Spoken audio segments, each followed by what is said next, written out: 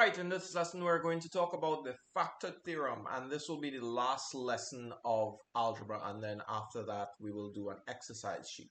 So let's get to the factor theorem. Factor theorem. Right?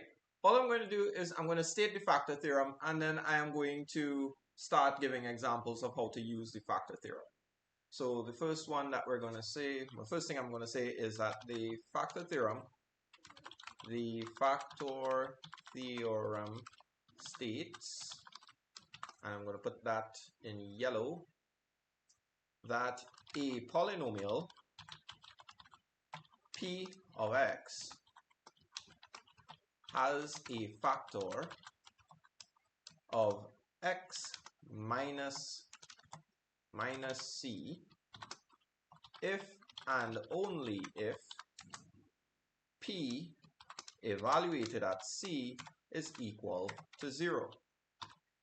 Now, this can be understood just by simply thinking about your knowledge of fractions.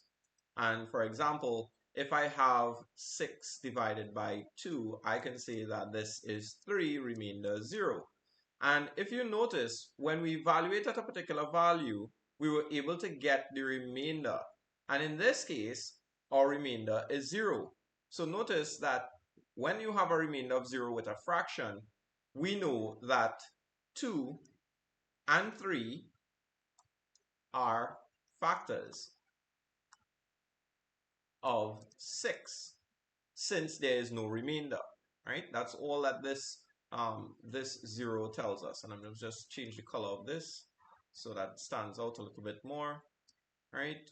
And put this here.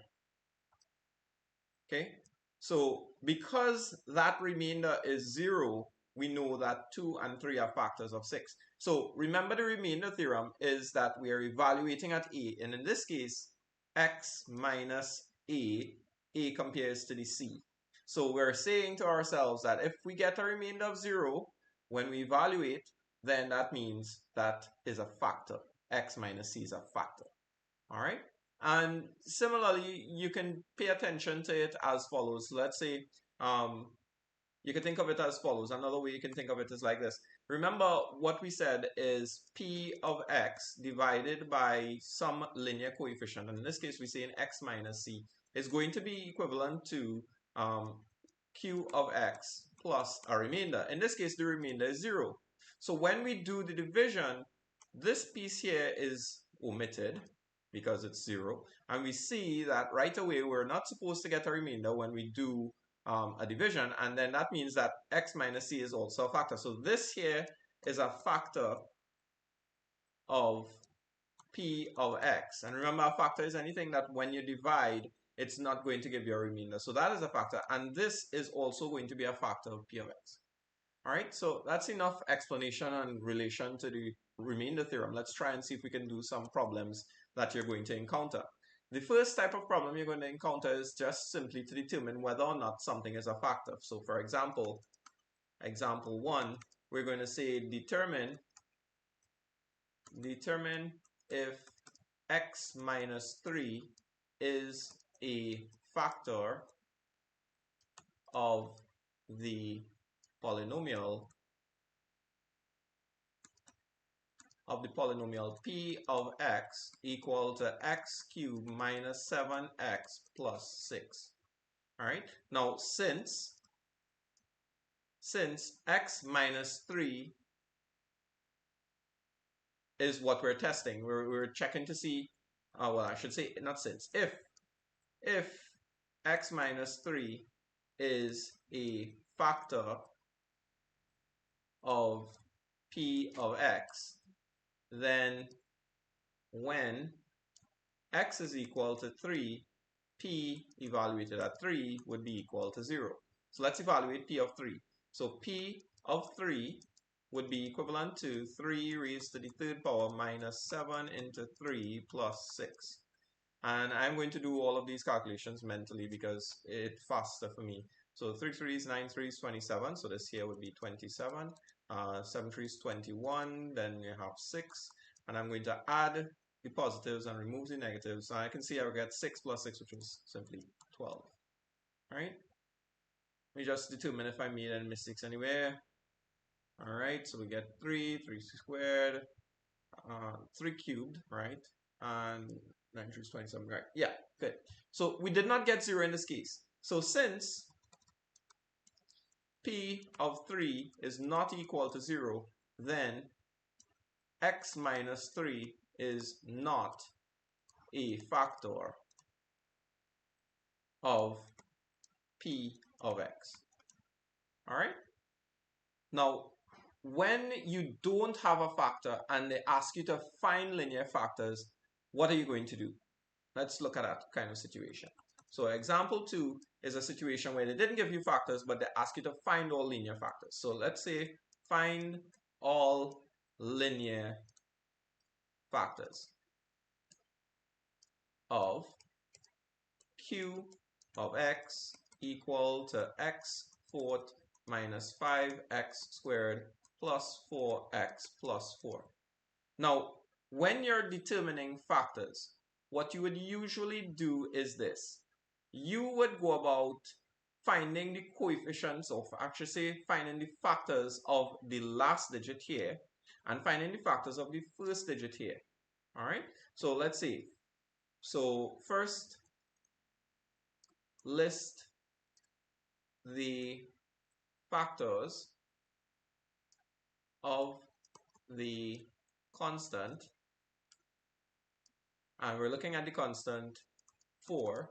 So we have plus or minus 1, plus or minus 2, plus or minus 4. The next, list the factors of the highest degree, yes, I know I spelled it wrong, coefficient, where we're looking at 1 and it's plus or minus 1, right? Now, what we're going to do is we're going to take each of these values, 1, 2, 3, 4, 4 by 2 is 8. So we're going to take each of these 8 values and test it or evaluate this function at each of these values. And if we get 0, then we can determine a root. Now, here's the issue. This is a lot to test. This is a lot to write out. Would I go through the trouble of doing all of this during an exam? No, I wouldn't go through this trouble of doing it in an exam. What I would do is I would usually take my calculator and I would use my calculator to solve these problems so that I don't have to go through the manipulation of all of this. If I do come across something with 0, then what I do is I just simply say when x is whatever, then I'll be able to solve that problem. Now, here's a situation that might happen. You can go through all of these numbers here and you will not get factors of this, meaning that this here is not divisible by any linear factor. Right?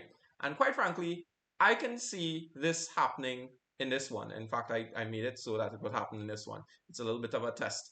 All right? So you would have to use a calculator with these numbers to figure that out. How do you go about doing this with a calculator? Let me show you how to do that now. Okay, so this is my calculator. Let's go about working this out. Now, remember the equation was x to the fourth minus 5x squared plus 4x plus 4. How do I use that on the calculator? Simple. I go with these. I say x, press the RCL button, get x, raised to the power of 4, go down to the side, minus 5 RCL, and then press it twice. So when I press it twice, it shows me that variable there, x squared, so raised to the second power, plus 4x, and then plus 4, and I press equal. I get the value 4. That means there's a value inside of here. Most likely it's 0 because I just reset the calculator. Most likely it's the value 0. So if I recall the value of x and I press equal sign, notice I get 0. So what do I do now?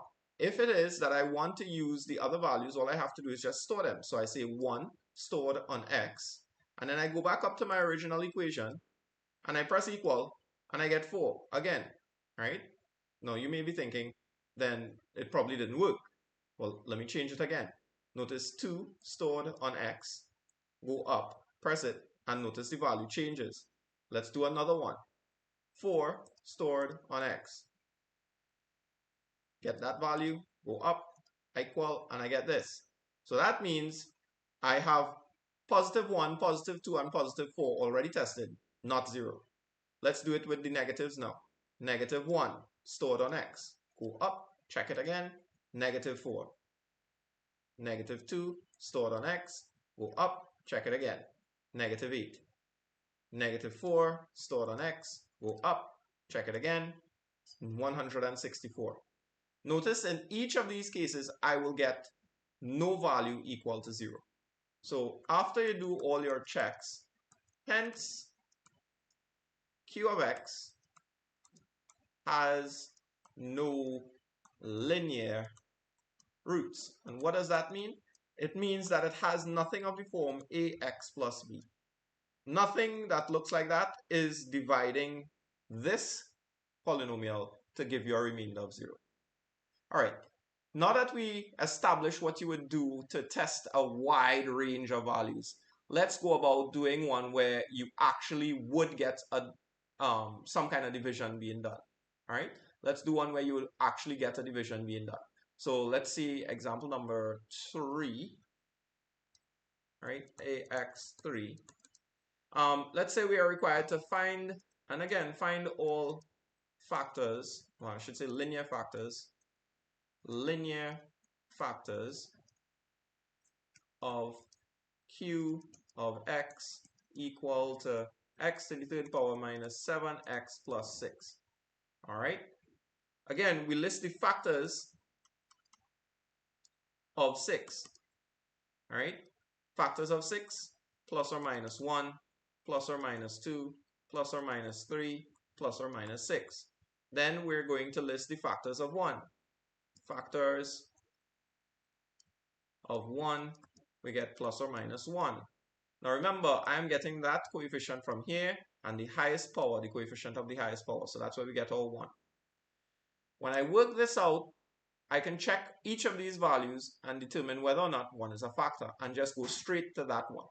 Okay, so let's go back to the calculator now. All right, let's put in the new equation. Remember, press RCL twice and you get the x. Y to this, you get the third power, side with the cursor, minus 7 RCL twice and you get your x plus 6. And if I press equal, it's going to use the last value I stored in x to be able to give me an answer. Now remember, I'm going to be testing with 1, 2, 3, and 6. So let's start with 1. So I will say 1 stored on x and reevaluate. I get 0. Right away, I don't have to check the others because I already found a factor. So I can say when x equal 1, q of 1 would be equivalent to 1 raised to the third power minus 7 into 1 plus 6, which gives me 0. I don't even bother to check or evaluate anything here. I just put 0 because I already did it on my calculator and I already know it's 0. So I found that. Now all I have to do is say that, okay, the first linear root of q of x is, and I just simply put this equivalent to 0. This.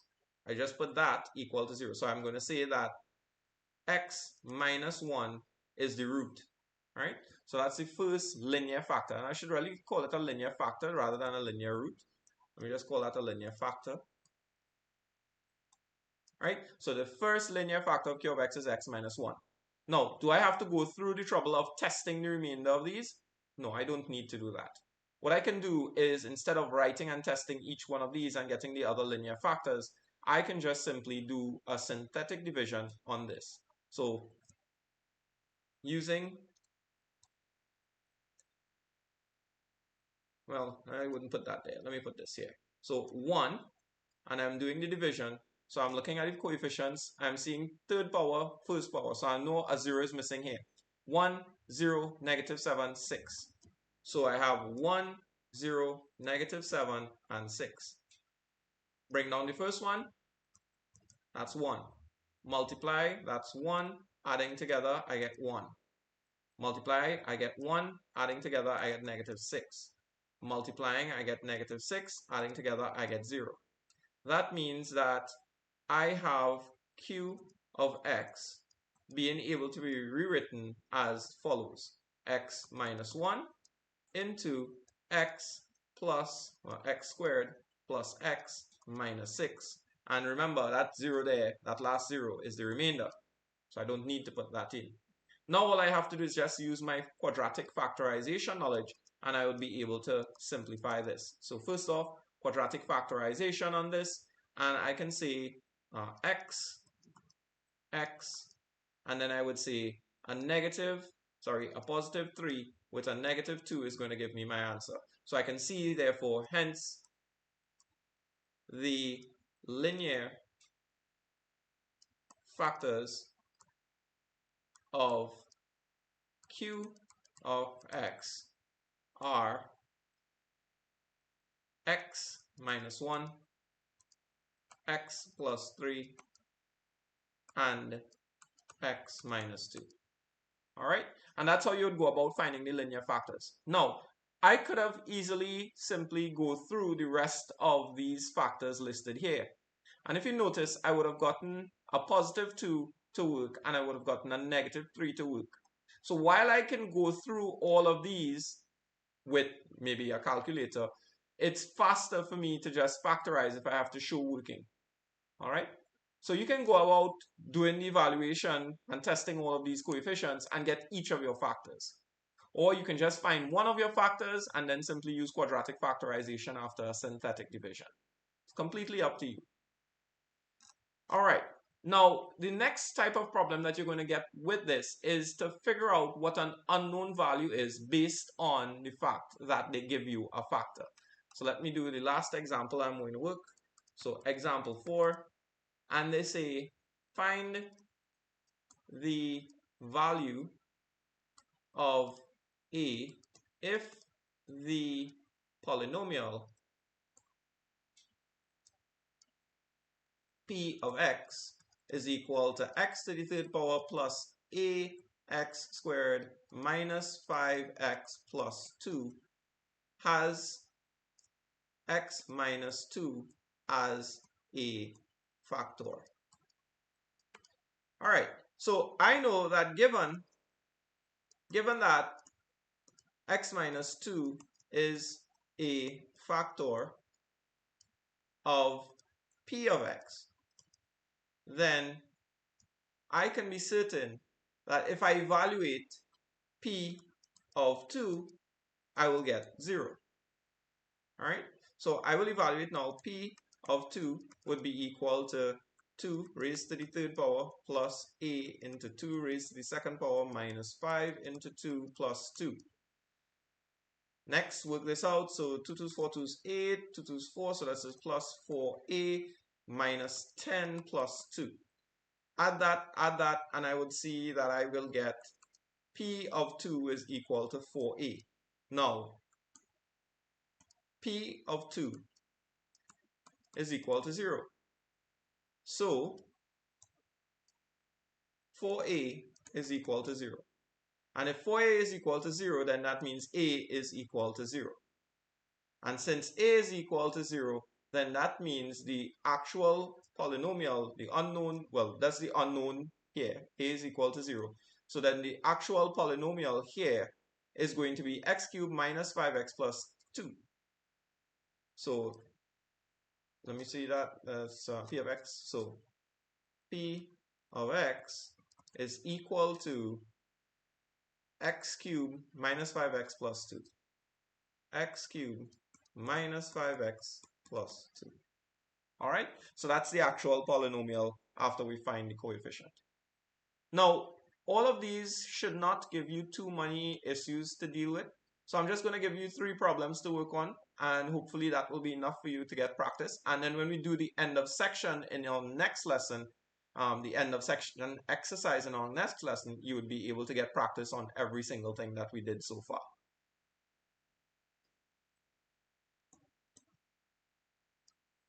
So first problem, determine whether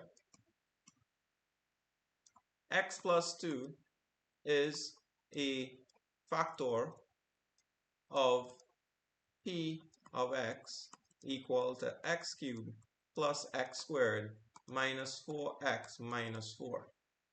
2, we're required to find all linear factors of q of x equal to 2x to the third power plus x squared minus 13x plus 6. And then third problem, given that x plus 1 is a factor of p of x equal to 6x cubed minus x squared plus ax plus 2, we are to find the value of x. All right, so that's it for the end of this week, and I will see you again on Monday.